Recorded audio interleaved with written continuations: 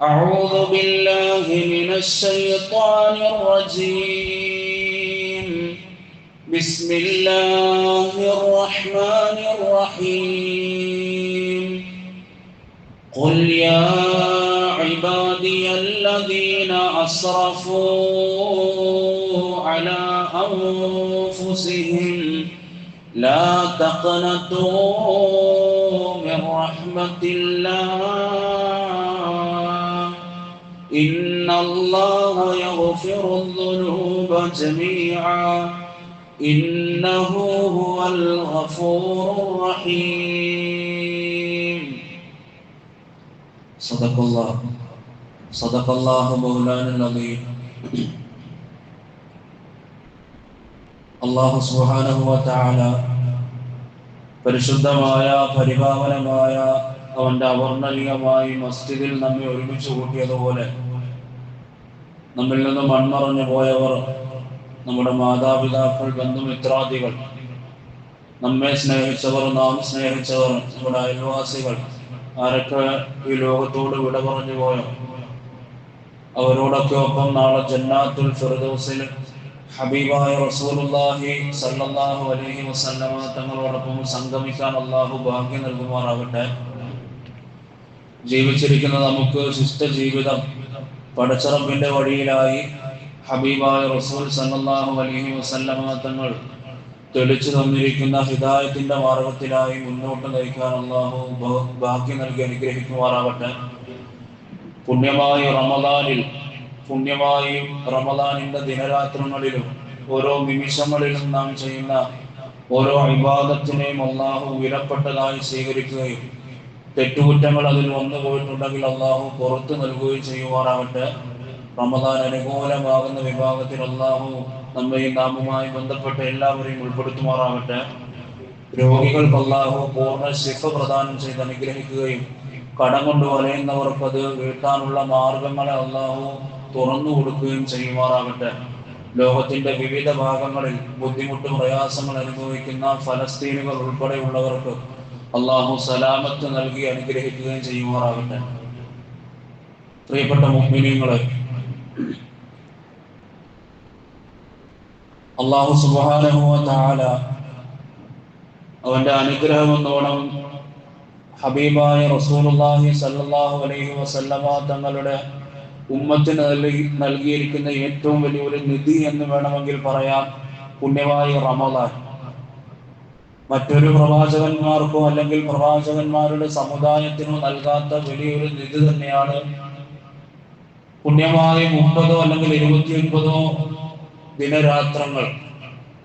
അതുമാത്രമല്ല, മുൻഗാമികൾ അവർക്കെല്ലാം അല്ലാഹു വലിയ ആയുസ് നൽകിയിരുന്നു, ഒരുപാട് ആയുസ്. പക്ഷെ ഹബീബായ നബി തങ്ങളുടെ ഉമ്മത്തിന്റെ ആയുസ് എന്ന് പറയുന്നത് 60ന്റെയും 70ന്റെയും ഇടയിലാണെന്ന് ഹദീസിൽ നിന്ന് മനസ്സിലാക്കാൻ സാധിക്കും. അഅ്മാറു ഉമ്മത്തി ബൈന 60 വ 70. 60ന്റെയും 70ന്റെയും ഇടയിലായിരിക്കും അവരുടെ ആയുസ്. മുഹമ്മദ് നബിയുടെ ഉമ്മത്തിന്റെ ആയുസ് എന്ന് അള്ളാഹുവിന്റെ റസൂൽ തന്നെ പരിചയപ്പെടുത്തുന്നുണ്ട്. കുറഞ്ഞ കാല ജീവിതം മാത്രമാണ് അള്ളാഹു ഈ ദുനിയാവിൽ നമുക്ക് പ്രദാനം ചെയ്തു വെച്ചിട്ടുള്ളത്. പ്രിയപ്പെട്ട മുഅ്മിനീങ്ങളെ, മുൻഗാമികളായ പ്രവാചകന്മാർക്കും അവരുടെ ഖൗമിനുമെല്ലാം ഒരുപാട് ആയുസ് നൽകുമ്പോൾ അവർക്കെല്ലാം വലിയ ഇബാദത്തുകൾ ചെയ്യാനുള്ള അവസരവും അള്ളാഹു നൽകിയിരുന്നു. എന്നാൽ നമ്മുടെ ആയുസ് എന്ന് പറയുന്നത് ഇത്രമാത്രം ആയിരുന്നാലും അള്ളാഹു നമുക്കൊരു രാത്രിയെ നൽകുകയും ആ രാത്രിയെ അള്ളാഹു പരിശുദ്ധമായ റമദാനിൽ അപ്ലൈ ചെയ്യുകയും റമദാനിൽ കൊണ്ടുപോയി അതിൽ വെക്കുകയും ചെയ്യുകയാണ്. പരിശുദ്ധമായ ലൈലത്തുൽ ഖദ്ർ. ആ ദിവസത്തിൽ, ആ രാത്രിയിൽ ഒരാൾ ഇബാദത്ത് ചെയ്താൽ 1000 മാസത്തേക്കാൾ ഉത്തമമായ 1000 മാസം ചെയ്യുന്ന ഒരു ഇബാദത്തിന്റെ പ്രതിഫലം എന്നോണം അള്ളാഹു സ്വീകരിക്കുന്നതുമാണ്. അപ്പോൾ അള്ളാഹുവിന്റെ റസൂല് മുഹമ്മദ് നബിയുടെ ഉമ്മത്തിൽ നൽകിയിരിക്കുന്ന ഏറ്റവും വലിയ നിധിയാണ് എന്നതിന്റെ കാര്യത്തിൽ ഒരു സംശയവുമില്ല. അതിനെ അള്ളാഹുവിന്റെ റസൂല് 3 തരം തിരിച്ചു. ഈ റമദാൻ എന്ന് പറയുന്ന പുണ്യമായ മാസത്തിനെ 3 പ്രവാചകൻ തിരിക്കുകയാണ്. അവ്വലുഹു റഹ്മ, അതിൽ ആദ്യത്തെ 10 റഹ്മത്തിന്റെ 10ആണ്. നാളെ അസ്തമയത്തോടുകൂടി, നാളെ ശനിയാഴ്ച സൂര്യ അസ്തമിക്കുന്നതോടുകൂടി റഹ്മത്തിന്റെ 10 നാം പൂർത്തീകരിക്കുകയാണ്. എന്ന് വെച്ചാൽ ഞാൻ പറയുന്നതിന്റെ പൊരുൾ നിങ്ങൾ മനസ്സിലാക്കേണ്ടത്, ചിലപ്പോൾ നിങ്ങൾ ധരിച്ചു വെച്ചിരിക്കുന്നത് ഇങ്ങനെ ആയിരിക്കാം, നാളത്തോടുകൂടി റഹ്മത്ത് ചോദിക്കൽ കഴിഞ്ഞു എന്നല്ല. മറിച്ച് അള്ളാഹു പ്രത്യേകമായി ദിവസങ്ങൾ നൽകി അതിൽ കൂടുതലായി റഹ്മത്ത് ചോദിക്കണം. നാളെ വൈകുന്നേരത്തോടുകൂടി റഹ്മത്തിന്റെ വാതിൽ അടയ്ക്കപ്പെടില്ല. റഹ്മത്തിന്റെ വാതിൽ എപ്പോഴും തുറന്നു കിടക്കും. ഈ 10 ദിനങ്ങളിൽ കൂടുതലായി നിങ്ങൾ ശ്രദ്ധ കേന്ദ്രീകരിക്കാൻ ഹബീബായ റസൂൽ സല്ലല്ലാഹു അലൈഹി വസല്ലമ തങ്ങൾ പറയുമ്പോൾ, ഇർഹമു മൻ ഫിൽ അർളി യർഹമുക്കും മൻ ഫിസ് സമാ, സഹജീവികളോട് കരുണ കാണിച്ച ആരൊക്കെയുണ്ടോ അവരെല്ലാം ഈ 10 പ്രയോജനപ്പെടുത്തിയ വിഭാഗത്തിൽപ്പെട്ടു. അള്ളാഹു നമ്മെ ആ വിഭാഗത്തിൽ പെടുത്തുമാറാവട്ടെ. ഒരാൾക്കൊരു നന്മ പറഞ്ഞു കൊടുക്കാൻ സാധിച്ചോ, ഒരു കരുണയുടെ പേരിൽ ഒരു നന്മ പറഞ്ഞു കൊടുക്കാൻ സാധിച്ചോ, അല്ലെങ്കിൽ നോമ്പ് തുറക്കാൻ ഇരിക്കുന്ന സമയം എൻ്റെ കയ്യിൽ 2 കാരക്കയുണ്ട്, ഒരെണ്ണം എൻ്റെ സഹജീവിയായ ഒരു മനുഷ്യന് കൊടുത്തു, അതും അള്ളാഹു കരുണയായി സ്വീകരിക്കും. എൻ്റെ കൂട്ടുകാരൻ വന്നപ്പോൾ കടി കൊണ്ടുവന്നില്ല, നമ്മുടെയൊക്കെ ഉഴുന്നോടെ അല്ലെങ്കിൽ എന്തെങ്കിലും കട്ട്ലൈറ്റും എന്തെങ്കിലും കാണുമല്ലോ, കൂട്ടുകാരന് കടി കിട്ടിയില്ല, എൻ്റെ പകുതി ഞാൻ അവന് മുറിച്ചു കൊടുത്തു, ഈ 10ലാണ് അത് നടന്നതെങ്കിൽ അതും കരുണയായി അള്ളാഹു സ്വീകരിക്കും. എൻ്റെ വീട്ടിലേക്ക് ഒരുവൻ വന്നു, യാചനയായിട്ടാണ് വന്നത്, അവനെ വെറുതെ മടക്കിയില്ല, അവന് 1 രൂപയെങ്കിലും കൊടുത്തു, അതും കരുണയാണ്. എൻ്റെ വീടിന്റെ മുന്നിൽ ഒരു പൂച്ച നോമ്പ് തുറ കഴിഞ്ഞപ്പോ അതിന്റെ വേസ്റ്റായ ഭക്ഷണങ്ങൾ, ഇറച്ചിയുടെ വേസ്റ്റുകൾ ഇങ്ങനെ വന്നപ്പോ പൂച്ച വന്ന് എൻ്റെ വീടിന്റെ മുന്നിൽ നിന്നു, ആ പൂച്ചക്ക് എൻ്റെ ഭക്ഷണം കൊടുത്തു. ഈ റഹ്മത്തിന്റെ 10ലാണ് അത് ചെയ്തതെങ്കിൽ അതാണ് കാരുണ്യം. ആ കാരുണ്യത്തെയാണ് നിന്റെ ജീവിതാവസാനം വരെ നീ അള്ളാഹുവിന്റെ മാർഗത്തിൽ വിനിയോഗിക്കേണ്ടത്. അത് ഈ റമദാനിൽ പ്രത്യേകം പരിശീലിപ്പിച്ചെടുക്കാനാണ് അള്ളാഹു ആദ്യത്തെ 10 നൽകുന്നത്. ഞാൻ പറഞ്ഞതുപോലെ നാളെ വൈകുന്നേരത്തോടു കൂടി പടച്ചറപ്പിന്റെ റഹ്മത്തിന്റെ കവാടം അടക്കപ്പെടുമെന്നല്ല, വീണ്ടും വീണ്ടും അള്ളാഹു റഹ്മത്തിനെ നിങ്ങൾക്കായി നൽകുന്നു. റഹ്മത്തിനെ ചോദിച്ച് കരസ്ഥമാക്കുക. അത് ചോദിച്ച് മാത്രം കരസ്ഥമാക്കേണ്ട ഒന്നല്ല, മറിച്ച് നമ്മുടെ പ്രവർത്തനങ്ങളിലൂടെ ജീവിതങ്ങളിലൂടെ ഉണ്ടാകേണ്ട ഒന്നാണ്. അള്ളാഹു ആ റഹ്മത്തിനെ കരഗതമാക്കാൻ നമുക്ക് ഭാഗ്യം നൽകുമാറാകട്ടെ. അതുകൊണ്ട് വരുന്ന ആരെയും മടക്കാതിരിക്കുക. നിങ്ങൾക്കറിയാമല്ലോ, എന്ന സൂറത്ത് എല്ലാവർക്കും അറിയാം. അതിലൊരായത്തുണ്ട്,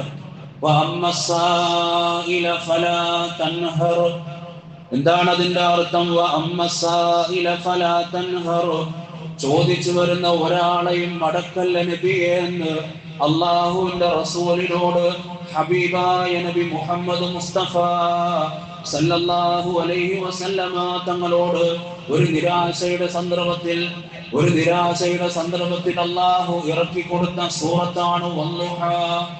മക്കയിലുള്ള ഖുറൈശികൾ പറഞ്ഞു, അള്ളാഹു മുഹമ്മദിനെ കൈവെടിഞ്ഞു, വഹയൊന്നും ലഭിക്കുന്നില്ല. കുറെ സമയത്തേക്ക് വഹി ലഭിക്കാതിരുന്നപ്പോ മക്കയിലെ ഖുറൈശികൾ പറഞ്ഞു, അബ്ദുള്ളയുടെ മോനുള്ള വഹി നിലച്ചുപോയി, ദൈവത്തിൽ നിന്ന് അവന് ലഭിക്കുന്ന വഹി നിലച്ചുപോയി എന്ന് പറയുന്ന സന്ദർഭത്തിൽ കുറെ സമയത്തിന് ശേഷം അള്ളാഹുവിന്റെ റസൂലിന് അള്ളാഹു നൽകുന്ന നിരാശയുടെ അങ്ങേയറ്റത്ത് ഹബീബായ നബി മുഹമ്മദ് മുസ്തഫ സല്ലല്ലാഹു അലൈഹി വസല്ലമ തങ്ങൾ പോയിക്കൊണ്ടിരിക്കുന്ന സമയത്താണ് വല്ലുഹാ വല്ലൈലി ഇദാ സജാ മാ വദ്ദഅക റബ്ബുക വമാ ഖലാ. പ്രഭാതത്തെ തന്നെയാണ് സത്യം. വല്ലൈലി ഇദാ സജാ, ഇരുൾമുറ്റിയ രാത്രിയിൽ നിന്ന് പ്രഭാതത്തെ തിരിക്കുന്നവനാണ്. തീർന്നില്ല. മാ വദ്ദഅക റബ്ബുക വമാ ഖലാ, അങ്ങയോട് വാഗ്ദാനം ചെയ്ത അങ്ങയുടെ റബ്ബ് അങ്ങയെ കൈവിട്ടിട്ടില്ല നബിയേ എന്നിങ്ങനെ പറഞ്ഞു വന്നിട്ട് അല്ലാഹു വിശുദ്ധമായ സൂറത്തിൽ നബിയോട് പറയുകയാണ്,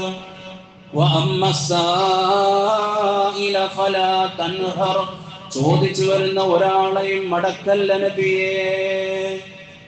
അതെന്തായിരുന്നാലും, അത് ഇൽമിന്റെ വിഷയത്തിലായിരുന്നാലും മറ്റേത് ഭൗതികവും ആത്മീയവുമായ എന്ത് വിഷയത്തിലായിരുന്നാലും ചോദിച്ചു വരുന്ന ഒരാളെയും മടക്കാൻ പാടില്ല എന്ന് ഹബീബായ നബി തങ്ങൾ സൂറത്തു ദുഹാ ഓതി നമ്മൾ പരിചയപ്പെടുത്തുകയാണ്. ഒരുപാട് നമ്മൾ ജീവിതത്തിൽ കേട്ട് കാണും, പക്ഷെ അർത്ഥം മനസ്സിലാക്കിയിട്ടില്ല എന്ന് മാത്രം. അതുകൊണ്ട് റഹ്മത്തിന്റെ വത്ത് ഒരിക്കലും നാളെ തീരുന്നില്ല. റഹ്മത്ത് റമദാൻ മുഴുവനും അതിനുശേഷവും നമ്മുടെ തൊണ്ടക്കുഴിയിൽ നിന്ന് റൂഹൊക്കെ പിടിക്കുന്നു, അതുവരെ അള്ളാഹുവിനോട് റഹ്മത്തിനെ ചോദിക്കാം. എന്നിരുന്നാലും ഈ 10 ദിവസങ്ങളിൽ കൂടുതലായി റഹ്മത്തിനെ ചോദിച്ചവര് വിജയിച്ചു കഴിഞ്ഞിരിക്കുന്നു. ഇനി സമയമുണ്ട്. നാളെ അസ്തമയം വരെയാണ് റഹ്മത്തിനെ കൂടുതലായി ചോദിക്കേണ്ട സമയം. അള്ളാഹു റഹ്മത്ത് കരസ്ഥമാക്കുന്ന വിഭാഗത്തിൽ നമ്മെ ഉൾപ്പെടുത്തുമാറാവട്ടെ. ഇനി അടുത്ത മത്തിലേക്കാണ്. നാളെ അസ്തമയത്തോടു കൂടി അടുത്ത മത്തിലേക്ക് നാം പ്രവേശിക്കുന്നു. ഞാനല്ല പറഞ്ഞത്, ഹബീബായ റസൂൽ സല്ലല്ലാഹു അലൈഹി വസല്ലം തങ്ങൾ പറയുകയാണ്, രണ്ടാമത്തെ 10 നബിതങ്ങളുടെ ഉമ്മത്തിന് പഠിപ്പിച്ചു നൽകുകയാണ്. പാപമോചനത്തിന്റെ വത്താണ്. പാപമോചനം എങ്ങനെയാണ് തേടേണ്ടത്? ഒരു തൗബയുടെ പുസ്തകം എടുത്ത് വെറുതെ ഇരുന്ന് വായിക്കലല്ല. ബുക്ക് സ്റ്റാളിൽ കിട്ടുമല്ലോ. ഇസ്ലാമിക വൈജ്ഞാനിക മേഖലകളിൽ എല്ലാവിധമായ പ്രയോജനപ്പെടുത്തുന്ന ബുക്കുകൾ മേടിക്കുന്ന കടകളുണ്ട്. ആ കടകളിൽ പോയി തൗബയുടെ പുസ്തകം വില പറഞ്ഞ് മേടിക്കുന്ന ആളുകൾ അതിൽ നോക്കി വായിക്കലല്ല തൗബ. എന്റെ പ്രിയപ്പെട്ട ഉമ്മമാരോടും പ്രിയപ്പെട്ട എന്റെ മുന്നിലിരിക്കുന്ന മുഅ്മിനീങ്ങളോട് ഞാൻ പറയുകയാണ്, നിങ്ങൾ തൗബ ചെയ്യേണ്ടത് വെറുതെ ഒരു പുസ്തകം നോക്കിയിട്ടല്ല, മറിച്ച് നിങ്ങൾ ചെയ്ത പാപങ്ങൾ നിങ്ങൾക്കറിയാം. എന്തൊക്കെയാണ് എൻ്റെ ജീവിതത്തിന് സംഭവിച്ചത് എന്ന് കൃത്യമായ നിലയിൽ നിങ്ങൾക്ക് ഓരോരുത്തർക്കും അറിയാം. ചെയ്ത പാപങ്ങൾ ഒരാളും മറക്കില്ലല്ലോ, ഒരിക്കലും മറക്കാൻ പോകുന്നില്ല. ചെറിയ ചെറിയ പാപങ്ങളാണെങ്കിൽ അതിന് അള്ളാഹു പരിഹാരമായി നൽകുന്നുണ്ട്. ഒരുപാട് കാര്യങ്ങൾ. സദക്ക കൊടുക്കുക, അത് നമ്മുടെ പാപത്തിനെ ഇല്ലാതാക്കുവാനുള്ള ഒരു കാര്യമാണ്. സഹജീവികൾക്ക് കാരുണ്യം ചെയ്യുക, അതും പാപമോചനത്തിനുള്ള ഒരു കാര്യമാണ്. വലിയ വലിയ തെറ്റുകൾ ചെയ്തു പോയി, അതിന് അള്ളാഹുവിനോട് തൗബ ചെയ്ത് മടങ്ങുക. തൗബ എന്താണ്?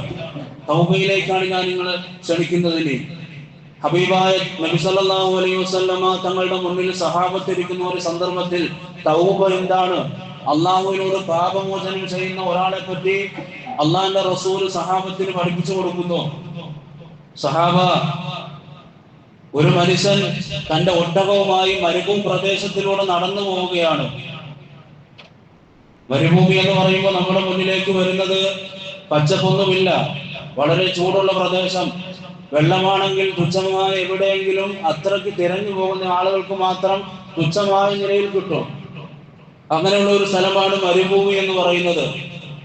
നബി സല്ലല്ലാഹു അലൈഹി വസല്ലമ തങ്ങൾ ഒരു ഉദാഹരണം വെക്കുകയാണ്. അങ്ങനെ ഒരു മനുഷ്യൻ നടന്നു പോകുന്നു, ഒട്ടകവും അദ്ദേഹത്തിന്റെ കയ്യിലുണ്ട്. അങ്ങനെ അദ്ദേഹം ക്ഷീണിതനായി നടന്നു പോകുന്ന ഒരു സന്ദർഭത്തിൽ ഒരു മരുഭൂമി പച്ച കാണുകയാണ്. ഒരു വൃക്ഷം മരുഭൂമിയുടെ ഒരു ഉൾപ്രദേശത്ത് അങ്ങനെ നടന്നു പോയിക്കൊണ്ടിരിക്കുമ്പോൾ ചെറിയൊരു തണൽ കാണുന്നു. ആ തണലിൽ പോയി വളരെ ക്ഷീണിതനായി വരുന്ന മനുഷ്യൻ തന്റെ ഒട്ടകത്തെ കെട്ടിയിട്ടിട്ട്, അല്ലെങ്കിൽ കെട്ടിയിടാതെ അവിടെ അദ്ദേഹം വിശ്രമിക്കുന്നു. അങ്ങനെ ഉറങ്ങി അദ്ദേഹം പോകുന്ന സന്ദർഭത്തിൽ അങ്ങനെ ആഴത്തിലേക്ക് ഉറങ്ങി പോവുകയാണ്. ഉറങ്ങി എഴുന്നേൽക്കുമ്പോൾ അദ്ദേഹത്തിന്റെ ഒട്ടകത്തെ കാണുന്നില്ല. നബി സല്ലല്ലാഹു അലൈഹി വസല്ലമ തങ്ങൾ പറയുകയാണ്, ഒരു മനുഷ്യൻ മരുഭൂമിയിലൂടെ നടന്നു പോകുമ്പോൾ അദ്ദേഹത്തിന്റെ കയ്യിൽ ഒട്ടകമുണ്ട്, വളരെ ക്ഷീണിതനാണ്. അങ്ങനെ അദ്ദേഹം ഒരു മരുഭൂമി പച്ച കാണുമ്പോൾ ക്ഷീണിതനായി അദ്ദേഹം വിശ്രമിക്കാനായി തന്റെ ഒട്ടകത്തെ കെട്ടിയിടുന്നു. അങ്ങനെ അദ്ദേഹം ഉറങ്ങുന്നു. ഉറങ്ങി എഴുന്നേൽക്കുമ്പോൾ തന്റെ ഒട്ടകത്തെ കാണുന്നില്ല. മരുഭൂമിയിൽ എവിടെ പോയി അന്വേഷിക്കും? 4 ചുറ്റുഭാഗത്തേക്ക് നോക്കിയാലും എവിടെ നോക്കിയാലും മണല് തന്നെ, വിജനമായ പ്രദേശം. അങ്ങനെയുള്ള ഒരു മരുഭൂമിയിൽ പെട്ടുപോയാൽ, തന്റെ ഒട്ടകത്തെ നഷ്ടമായാലുള്ള കഷ്ടപ്പാട് എന്താണ് എന്ന് നമുക്കിവിടെ ഇരുന്ന് മനസ്സിലാക്കാൻ സാധിക്കുന്നതേ ഉള്ളൂ. നബി സല്ലല്ലാഹു അലൈഹി വസല്ലമ തങ്ങൾ പറഞ്ഞ സന്ദർഭം ഇങ്ങനെ തുടങ്ങുകയാണ്. അങ്ങനെ അദ്ദേഹം ഒരുപാട് അന്വേഷിച്ചു തന്റെ ഒട്ടകത്തെ. വീണ്ടും ക്ഷീണിതനായി അവസാനം വിഷമിച്ച് താൻ വിശ്രമിച്ച സ്ഥലത്ത് വന്ന് വീണ്ടും ഒന്ന് കിടന്നു, ഉറങ്ങിപ്പോയി. ക്ഷീണിതനാണ്, വീണ്ടും ഉറങ്ങിപ്പോയി. തന്റെ ഒട്ടകത്തെ കാണാത്ത വിഷമത്തിൽ അദ്ദേഹം ഉറങ്ങിപ്പോയതാണ്. വീണ്ടും ഉറങ്ങി എഴുന്നേറ്റപ്പോ അദ്ദേഹത്തിന്റെ മുന്നിൽ ആ ഒട്ടകം വന്ന് നിൽക്കുകയാണ്. ഒട്ടകത്തെ കിട്ടുന്ന ആ സന്ദർഭത്തിൽ അദ്ദേഹം അറിയാതെ ഇങ്ങനെ പറഞ്ഞു പോയി, അന റബ്ബുക് വ അൻത അബ്ദി. അല്ലാഹുവിനോട് പറയുകയാണ്, നീയാണ് എൻ്റെ അടിമ.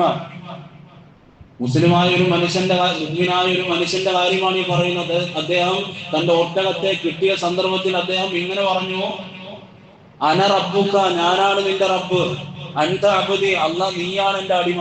നേരെ തിരിച്ചാണല്ലോ പറയേണ്ടത്. അൻത റബ്ബുക, നീയാണ് എൻ്റെ റബ്ബ്, വഅന അബ്ദി, നിന്റെ അടിമ ഞാനാണ് എന്നാണ് പറയേണ്ടത്. പക്ഷേ അദ്ദേഹത്തിന് ആ കിട്ടിയ സന്തോഷത്തിൽ, തന്റെ ഒട്ടകത്തെ, കാണാതെ പോയ ഒട്ടകത്തെ കിട്ടിയ സന്തോഷത്തിൽ അദ്ദേഹത്തിന്റെ വാക്കുകൾ പോലും മാറിപ്പോയി. എന്നിട്ട് അള്ളാന്റെ റസൂല് അത് പറഞ്ഞ് അവസാനിപ്പിക്കുന്നത് ഇങ്ങനെയാണ്: ആ കിട്ടിയ സന്തോഷത്തിൽ അദ്ദേഹത്തിന്റെ വാക്കുകൾ മാറിപ്പോയല്ലോ. അതുപോലെയാണ് പടച്ചറബിനോട് ഒരടിമ തൗബ ചെയ്യുമ്പോൾ അള്ളാഹു ആ മനുഷ്യനെ പോലെ സന്തോഷിക്കുമെന്ന് സയ്യിദുനാ റസൂലുള്ളാഹി സ്വല്ലല്ലാഹു അലൈഹി വസല്ലം. ഒട്ടകത്തെ കാണാതെ പോയപ്പോൾ അദ്ദേഹം വല്ലാതെ വിഷമിച്ചു. പക്ഷേ ഒട്ടകത്തെ തിരികെ കിട്ടിയപ്പോൾ അദ്ദേഹം വല്ലാതെ സന്തോഷിച്ചപ്പോ അദ്ദേഹത്തിന്റെ വാക്കുകൾ പോലും തെറ്റിപ്പോയി. അങ്ങനെയുള്ള ഒരു സന്തോഷമാണ്. അള്ളാഹുവിന്റെ ഒരു അടിമ ഒരുപാട് പാപങ്ങളിലൂടെ നടന്നുപോയി അവസാനം കൈകൾ ഉയർത്തി ഒരു സെക്കൻഡിൽ പറയുകയാണ്: പടച്ച റബ്ബേ, എന്റെ തെറ്റുകളെ ഞാൻ മനസ്സിലാക്കുന്നു. അങ്ങനെയുള്ള ഒരു പുണ്യമായ ഒരു മാസത്തിലാണ് നാം ഉള്ളത്. അതിന്റെ ദിനരാത്രങ്ങളിലേക്കാണ് നാളെ അസ്തമയത്തോടുകൂടി നാം പ്രവേശിക്കാൻ പോകുന്നത്. അങ്ങനെ ഒരു ദിനങ്ങളെ അള്ളാഹു നമുക്ക് പ്രദാനം ചെയ്യുമ്പോ ആ ദിനങ്ങളിൽ ആര് റബ്ബേ എന്റെ പാപങ്ങൾ പുറത്തു നൽകണേ അല്ലാഹ്, ഞാൻ ഒരുപാട് പാപങ്ങൾ ചെയ്തു പോയി, എന്റെ പാപങ്ങൾ നിന്നെക്കാൾ മറ്റാർക്കും നന്നായി അറിയില്ല, എന്നെക്കുറിച്ച് ഏറ്റവും നന്നായി അറിയുന്നവൻ നീ മാത്രമാണ്, എന്റെ പാപങ്ങൾക്ക് നീ തൗബ നൽകണേ അല്ലാഹ് എന്നൊരുവൻ ഒരു സെക്കൻഡിൽ അത് പറഞ്ഞ് പൂർത്തീകരിച്ചു. ഒരു കണ്ണുനീര് പൊഴിച്ചോ, റബ്ബവന്റെ തൗബയെ സ്വീകരിച്ചു, പാപമുക്തനായി എന്നർത്ഥം. റബ്ബ് അതുപോലെ സന്തോഷിക്കുമ്പോ ഒട്ടകത്തെ തിരികെ കിട്ടിയ മനുഷ്യനെ പോലെ റബ്ബ് സന്തോഷിക്കുകയാണ്. മൂസാ നബി അലൈഹി സ്വലാത്തു വസ്സലാമിന്റെ കാലഘട്ടത്തിൽ മഴ പെയ്യുന്നില്ല, മഴ വർഷിക്കുന്നില്ല. ഇസ്രായേൽ സമൂഹവുമായി മൂസാ നബി അലൈഹി സ്വലാത്തു വസ്സലാം വിജനമായ ഒരു പ്രദേശത്ത് ഒരുമിച്ച് കൂടിയിട്ട് ദുആ ചെയ്യാൻ തുടങ്ങി. പക്ഷെ മഴ ലഭിക്കുന്നില്ല. പ്രവാചകനാണ് ദുആ ചെയ്യുന്നത്. പ്രവാചകന്മാരുടെ ദുആ തള്ളപ്പെടാത്ത ദുആയാണ്. 1000-ഓളം വരുന്ന തന്റെ അനുയായികളെ മുന്നിലിരിപ്പുണ്ട്. ഒരിക്കലും തള്ളപ്പെടാത്ത ദുആയാണ് അവിടെ ഉണ്ടാകേണ്ടത്. പക്ഷേ മഴ ലഭിച്ചില്ല. അള്ളാഹുവിനോട് മൂസാ നബി അലൈഹി സ്വലാത്തു വസ്സലാം സംസാരിക്കുന്നു: അല്ലാഹ്, ഞാൻ ഒരുപാട് ദുആ ചെയ്തു, നിന്നിൽ വിശ്വസിക്കുന്ന എന്റെ അനുയായികളാണ് മുന്നിലിരിക്കുന്നത്, എന്റെ മഴ വർഷിപ്പിക്കാത്തത്. പടച്ചറപ്പ് പറഞ്ഞു: ഒരു കാര്യമുണ്ട് മൂസ, നിന്റെ അനുയായികളിൽ പെട്ട ഒരാള് 40 വർഷമായി എനിക്കെതിരായി പ്രവർത്തിക്കുന്ന ആളാണ്. അയാള് പാപങ്ങളിൽ മുക്തനായി കഴിയുകയാണ് 40 വർഷമായി. അദ്ദേഹത്തെ ഈ സദസ്സിൽ നിന്ന് എഴുന്നേൽപ്പിച്ചു കൂടാതെ നിങ്ങളുടെ അടുക്കൽ, നിങ്ങളുടെ ഈ പ്രദേശത്ത് നിങ്ങൾ ചെയ്യുന്ന ദുആയ്ക്ക് ഞാൻ ഉത്തരം നൽകില്ല, മഴ നൽകില്ല എന്ന് അല്ലാഹു മൂസാ നബിയോട് പറഞ്ഞു. മൂസാ നബി അലൈഹി സ്വലാത്തു വസ്സലാം സദസ്സിനോട് പറഞ്ഞു: മഴ വർഷിപ്പിക്കാത്തതിന്റെ കാരണം നിങ്ങളിൽ ആരോ ഒരാൾ 40 വർഷമായി പാപങ്ങളിൽ മുക്തനാണ്. അയാൾ എഴുന്നേറ്റ് ഈ സദസ്സിൽ നിന്ന് പോയെങ്കിൽ മാത്രമേ അള്ളാഹു മഴ നൽകൂ. ഇത് 40 വർഷമായി പാപം ചെയ്യുന്നയാൾക്ക് മനസ്സിലായി എന്നെ പറ്റിയാണ് ഈ പറയുന്നത്. ഒരുപാട് ആളുകളുണ്ട്, 1000-ഓളം വരുന്ന ആളുകൾ മൂസാ നബിയുടെ മുന്നിലുണ്ട്. അദ്ദേഹം ആ സന്ദർഭത്തിൽ മൂസാ നബി അലൈഹി സ്വലാത്തു വസ്സലാം പറഞ്ഞ സന്ദർഭത്തിൽ പടച്ച റബ്ബിന്റെ മുന്നിൽ തല കുനിച്ച് ആ സദസ്സിൽ ഒരു എഴുന്നേറ്റ് പോകാതെ പറയുകയാണ്: അല്ലാഹ്, ഈ സദസ്സിൽ നിന്ന് ഇപ്പോൾ ഞാൻ എഴുന്നേറ്റ് പോയാൽ നിന്റെ മുന്നിൽ മാത്രമല്ല ഈ ജനങ്ങളുടെ മുന്നിൽ ഞാൻ വല്ലാതെ എളിപ്പനാകും. എനിക്ക് നീ മാപ്പ് നൽകണം അല്ലാഹ്, എന്റെ പാപങ്ങൾക്ക് നീ തൗബ നൽകണം റബ്ബേ. എന്നാ സദസ്സിൽ നിന്ന് അദ്ദേഹം ദുആ ചെയ്ത് കഴിയുമ്പോൾ തന്നെ മഴ വർഷിക്കുകയാണ്. മൂസാ നബി അലൈഹി സ്വലാത്തു വസ്സലാം വീണ്ടും റബ്ബിനോട് സംസാരിച്ചു: റബ്ബേ, നീയല്ലേ ഇപ്പൊ പറഞ്ഞത് 40 വർഷമായി തൗബ ചെയ്യാത്ത, പാപങ്ങളിൽ മുക്തനായി കഴിയുന്ന ഒരാൾ എഴുന്നേറ്റ് പോയെങ്കിൽ മാത്രമേ മഴ വർഷിപ്പിക്കൂ എന്ന്. പക്ഷേ ഇപ്പൊ മഴ പെയ്തല്ലോ. റബ്ബ് തിരിച്ച് മൂസാ നബിയോട് മറുപടി കൊടുത്തു. എന്നാൽ മൂസ ഒരു സെക്കൻഡിൽ അദ്ദേഹം എന്നിലേക്ക് തിരികെ വന്നു. എനിക്കെതിരായി നിന്നയാൾ ഒരു സെക്കൻഡ് കൊണ്ട് നീ വാക്ക് പറഞ്ഞല്ലോ എഴുന്നേറ്റ് പോകാൻ. അപ്പൊ അദ്ദേഹം ദുആ ചെയ്തു: റബ്ബേ, എന്റെ പാപങ്ങൾക്ക് നീ പാപമോചനം നൽകണേ അല്ലാഹ് എന്ന് ദുആ ചെയ്തപ്പോൾ ആ ദുആ ഞാൻ സ്വീകരിക്കുകയും ആ ദുആ സ്വീകരിച്ചതിന്റെ അടിസ്ഥാനത്തിൽ അദ്ദേഹത്തെ കാരണം നിങ്ങൾക്ക് ഞാൻ മഴ നൽകിയെന്ന് മൂസാ നബിയോട് അല്ലാഹു സുബ്ഹാനഹു വ തആല പറയുകയാണ്. കാര്യമായി കൊടുക്കുക, പള്ളിക്ക് വേണ്ടിയാണ് എന്നുള്ള നിയത്തിൽ, നല്ലൊരു നിയത്തിൽ. സദഖ റമദാനിലാകുമ്പോൾ വേറെ പ്രതിഫലമാണ്. അപ്പൊ പറഞ്ഞു വന്നത് മൂസാ നബി അലൈഹി സ്വലാത്തു വസ്സലാം തന്റെ അള്ളാഹുവിനോട് തിരികെ പറഞ്ഞപ്പോ അള്ളാഹു പറഞ്ഞു: ആ മനുഷ്യന്റെ തൗബയെ ഞാൻ സ്വീകരിച്ചു. മഹാനായ റസൂൽ സല്ലല്ലാഹു അലൈഹി വസല്ലമ തങ്ങളും ഉമർ റളിയല്ലാഹു അൻഹുവും ഇരിക്കുന്ന ഒരു സന്ദർഭത്തിൽ ഒരു മനുഷ്യൻ വരികയാണ്. എന്നിട്ട് ആ മനുഷ്യൻ പറഞ്ഞു, ഞാൻ വലിയൊരു പാപം ചെയ്തു പോയി. എന്താണ് ആ പാപം? പാപങ്ങൾക്കെല്ലാം തൗബയുണ്ട് എന്ന് ഹബീബായ നബി തങ്ങൾ തിരികെ മറുപടി നൽകി. എന്നാൽ ആ മനുഷ്യൻ തിരികെ പിന്നീട് മറുപടി നൽകി, അങ്ങ് കേട്ടാൽ പോലും അറപ്പ് തോന്നുന്ന പാപമാണ് നബിയെ ഞാൻ ചെയ്തത്.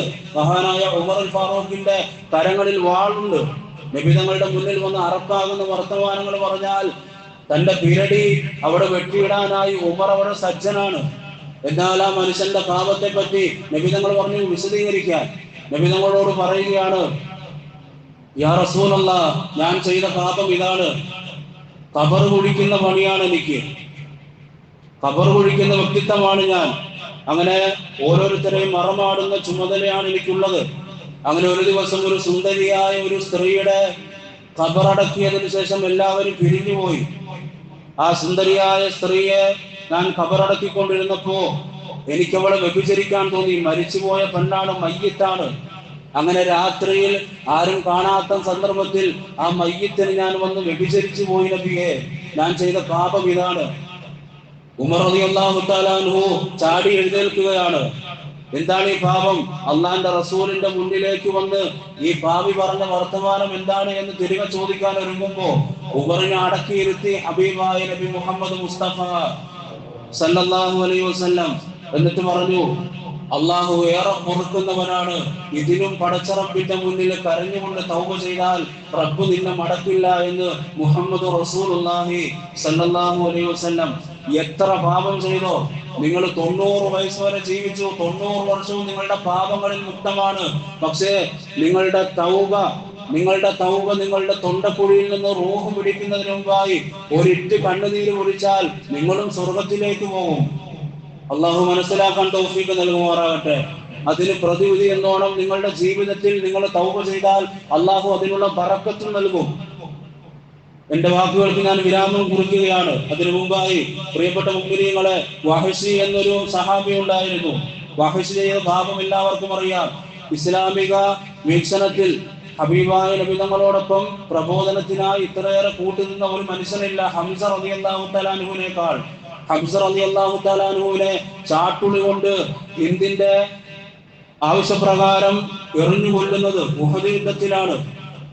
എന്നിട്ട് ആ മയ്യത്തിനെ ഹംസ റളിയല്ലാഹു തആല അൻഹു ഷഹീദായി വീഴുമ്പോ തന്റെ കരളിനെ എടുത്ത് ചവച്ചു തുപ്പാൻ അവസരമൊരുക്കി കൊടുത്ത വഹശി ചെയ്ത പാപം ഭയങ്കര വലുതാണ്. ആ വഹശി റളിയല്ലാഹു തആല അൻഹു നബി തങ്ങളുടെ മുന്നിൽ പിന്നീട് ഒരിക്കലും വന്ന് മുസ്ലിമായി കഴിഞ്ഞപ്പോൾ ബൈഅത്ത് ചെയ്തു. ബൈഅത്ത് ചെയ്തതിനു ശേഷം വഹശിയോട് നബി തങ്ങൾ ഇങ്ങനെ പറയുന്നുണ്ട്, എന്റെ മുന്നിലേക്ക് എപ്പോഴും വരരുത്. കാരണം വന്നാൽ എനിക്കെന്റെ ഹംസയെ ഓർമ്മ വരും, എനിക്കെന്റെ കൊച്ചാപ്പയെ ഓർമ്മ വരും. അതുകൊണ്ട് വഹശി എന്റെ മുന്നിൽ എപ്പോഴും വരരുത് എന്ന് പോലും പറയാൻ പറ്റുന്ന പാപമാണ് വഹശി ചെയ്തു പോയത്. പക്ഷെ മുസ്ലിം ആയപ്പോ വഹശി പോലും ചോദിച്ചു, ഞാൻ ചെയ്ത പാപത്തിന് അള്ളാഹു എനിക്ക് പുറത്തു തരുമോ? അപ്പോ ആയത്തിറങ്ങി. വഹശി റളിയല്ലാഹു തആല അൻഹുവിന് വേണ്ടി അള്ളാഹുവിന്റെ സന്നിധിയിൽ നിന്ന് ജിബ്രീൽ അലൈഹിസ്സലാം ആയത്തിറക്കി, ഖുൽ യാ ഇബാദി അല്ലദീന അസ്റഫു അലാ അൻഫുസിഹിം. എത്ര വല്ല പാപം ചെയ്തവരാണെങ്കിലും ഇന്നല്ലാഹ യഗ്ഫിറു ദുനൂബ ജമീഅ, പാപമോചനം പടച്ചറപ്പിന്റെ കയ്യിൽ സുരക്ഷിതമാണ്. രാത്രിയിൽ പാപം ചെയ്യുന്നവരാണെങ്കിൽ രാത്രിയിൽ അള്ളാഹു നിങ്ങളെ നോക്കിയിരിക്കുകയാണ് തൗബയ്ക്ക് വേണ്ടി. പകലാണ് നിങ്ങൾ പാപം ചെയ്യുന്നതെങ്കിൽ പകലും നിങ്ങൾക്ക് വേണ്ടി അള്ളാഹു സജ്ജനാണ്. പക്ഷേ നാം അതിനു വേണ്ടി തയ്യാറെടുക്കണമെന്ന് മാത്രം. അങ്ങനെ വഹശി റളിയല്ലാഹു തആല അൻഹുവിന് വേണ്ടി ആയത്തിറങ്ങി. വഹശിയുടെ തൗബ സ്വീകരിച്ചു. പിന്നീട് അദ്ദേഹത്തിന് ദുനിയാവിലും അള്ളാഹു ഒരു നിഅമത്ത് നൽകി. മുസൈലിമ എന്നൊരു കള്ളപ്രവാചകൻ ഹബീബായ നബി തങ്ങളുടെ കാലഘട്ടത്തിൽ വരുന്നുണ്ട്. അദ്ദേഹം അബൂബക്കർ സിദ്ദീഖ് റളിയല്ലാഹു തആല അൻഹുവിന്റെ കാലഘട്ടത്തിലാവുമ്പോൾ ഇസ്ലാമിൽ രണ്ടായി വിഭജിക്കാനെല്ലാം നോക്കുന്ന സമയത്ത് ഈ മുസൈലിമയെ, കള്ളപ്രവാചകനായ മുസൈലിമയെ കൊല്ലാനായി അള്ളാഹു ഭാഗ്യം കൊടുക്കുന്നത് അതേ ചാട്ടുളി കൊണ്ട് തന്നെ വഹശി റളിയല്ലാഹു തആല അൻഹു ആ കള്ളപ്രവാചകനെ കൊന്നു കളഞ്ഞുവെന്ന് മഹാനായ അബൂബക്കർ സിദ്ദീഖ് റളിയല്ലാഹു തആല അൻഹു പറയുകയാണ്. എന്നിട്ട് അദ്ദേഹം വഹശി റളിയല്ലാഹു തആല അൻഹു ആ സദസ്സിൽ നിന്ന് പറഞ്ഞു, ഖത്തൽതു ഖൈറൻ നാസ്, ഞാൻ ജനങ്ങളിൽ ഏറ്റവും നല്ലവനെയും കൊന്നു. ഖത്തൽതു ശർറൻ നാസ്, ഞാൻ ജനങ്ങളിൽ ഏറ്റവും മോശമായവനെയും കൊന്നു കളഞ്ഞുവെന്ന്. അപ്പോ പാപമോചനം പടച്ചിറപ്പിനോട് നേടുക. അള്ളാഹു സജ്ജനാണ് നിങ്ങളുടെ തൗബയെ സ്വീകരിക്കാൻ. നാളെ അസ്തമയത്തോടുകൂടി പാപമോചനത്തിന്റെ 10ലേക്ക് പ്രവേശിക്കുകയാണ്. ആ 10നെ കൂടുതലായി തൗബയുടെ മാർഗത്തിൽ വിനിയോഗിക്കാൻ അള്ളാഹു നമുക്ക് എല്ലാവർക്കും തൗഫീഖ് നൽകുമാറാകട്ടെ. എല്ലാ സ്വർഗീയ കവാടങ്ങളിലൂടെയും അതിൽ പ്രത്യേകമായി റയ്യാൻ എന്ന് പറയുന്ന കവാടത്തിലൂടെയാണ് നോമ്പുകാർ പ്രവേശിക്കുന്നത്. മഹാനായ അബൂബക്കർ അപ്പ നബിയുടെ ചെവിയിൽ പോയി ചോദിച്ചു, എനിക്കേത് കവാടമാണ്? മഹാനായ അബൂബക്കറിനോട് പറഞ്ഞു, എല്ലാ കവാടവും നിനക്കുണ്ട് അബൂബക്കറെ. അതുപോലെയാകണം നമ്മൾ. മഹാനായ അബൂബക്കർ സിദ്ദീഖ് റളിയല്ലാഹു തആല അൻഹുവിന്റെ പാത പിന്തുടരണം. സ്വർഗത്തിലെ ഏത് കവാടത്തിന്റെ മുന്നിൽ പോയാലും മലക്കുകൾ സ്വാഗതം ചെയ്യണം, നിനക്ക് ഈ കവാടത്തിലൂടെ പോകാം. അള്ളാഹു ഭാഗ്യം നൽകി അനുഗ്രഹിക്കുമാറാകട്ടെ.